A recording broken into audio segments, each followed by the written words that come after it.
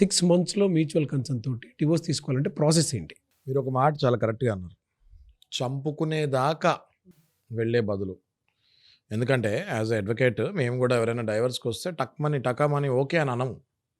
కానీ మీరు ఏదైతే మాట అన్నారో చాలా ప్రాక్టికల్గా అన్నారు. ఏది?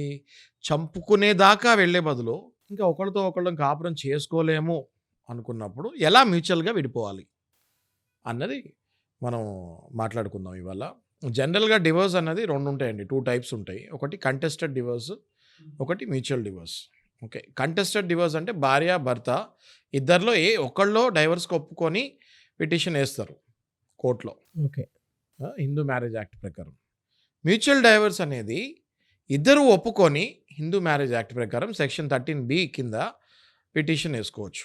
అంటే దాన్ని ఫస్ట్ మోషన్ అంటారు. అంటే ఫస్ట్ పిటిషన్ వేస్తారు.